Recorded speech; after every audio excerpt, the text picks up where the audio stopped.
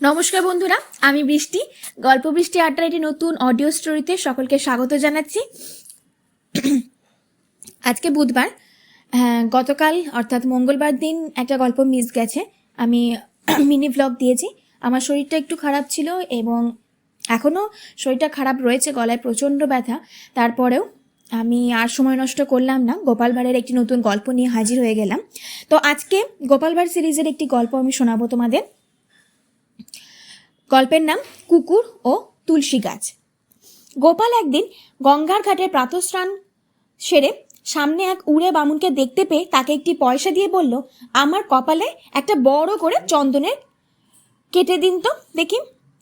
উড়ে বামুন সকালবেলাতে একটা পয়সা পেয়ে মহা খুশিতে গোপালের সারা কপালে চন্দনের ফোঁটার বদলে চন্দন দিয়ে লেপে দিল। গোপালও মহানন্দে সেই অবস্থার রাজদরবারে গিয়ে হাজির হলো।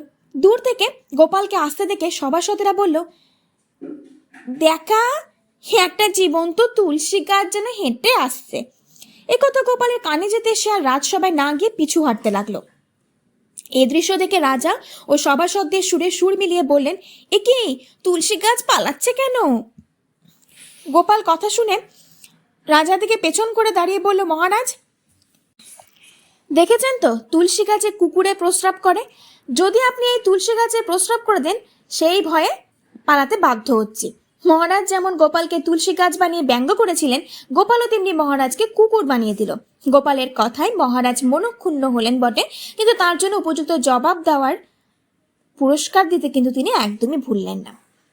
এটা খুব ছোট একটি গল্প। আশা করছি এই গল্পটা তোমাদের ভালো লাগবে। আর ভালো লাগলে তোমরা অবশ্যই লাইক, কমেন্ট, শেয়ার এবং সাবস্ক্রাইব করে দিও। খুব শিগগিরই আরও নতুন নতুন গল্প নিয়ে হাজির হব। তোমরা ভগবানের কাছে প্রার্থনা করো খুব শিগগিরই যেন আমার গলাটা ঠিক হয়ে যায়, কারণ প্রচণ্ড পরিমাণে ব্যথা, ঠান্ডা লেগে আছে, এবং নতুন নতুন গল্প তোমাদের আমি শোনাতে পারি। আজকের মতো বিদায় নিচ্ছি। ভালো থেকো, সুস্থ থেকো।